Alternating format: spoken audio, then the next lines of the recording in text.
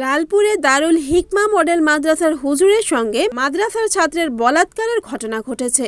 এই ঘটনায় ছাত্র আরাফাতকে লালপুর উপজেলা স্বাস্থ্য কমপ্লেক্সে ভর্তি রেখেছেন ও শিক্ষক আব্দুল আজিমকে পুলিশ আটক করে থানায় হেফাজতে রেখেছেন। শনিবার রাত 9:30টার দিকে উপজেলা উত্তর লালপুর গ্রামের লালপুর মডেল সরকারি প্রাথমিক বিদ্যালয়ের পিছনে সেই প্রতিষ্ঠানে এই ঘটনা ঘটে। শিক্ষক আব্দুল আজিম নওগাঁর ছেলে ও ছাত্র আরাফাত লালপুর উপজেলার পানশিপাড়া গ্রামের ছেলে। ছাত্রের বাবা ঢাকায় থাকে ও তিনি একটি প্রাইভেট কোম্পানিতে চাকরি করে। স্থানীয় সূত্রে জানা যায়, মাদ্রাসার শিক্ষক ছাত্রকে কুপ্রস্তাব দিয়ে বলাৎকারের ঘটনা ঘটায়। পরে ছাত্রের রক্তক্ষরণ হয় ও কাঁদতে কাঁদতে বিষয়টি তার পরিবারকে জানালে পরিবারের তার মা ও নানা এসে ছাত্রকে চিকিৎসার জন্য উপজেলা স্বাস্থ্য কমপ্লেক্সে ভর্তি রেখেছেন।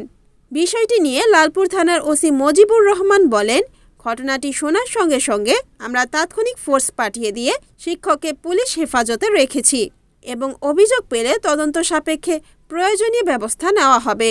এ বিষয়ে এলাকাবাসী গভীর উদ্বেগ প্রকাশ করেছে এবং বলেছেন, এ ঘটনা ন্যাক্কারজনক। একটি মাদ্রাসা শিক্ষক হয়ে একটি ছাত্রকে এমন ঘটনা মেনে নেওয়া যায় না। Report AZ Sujan, NNTV, Natore.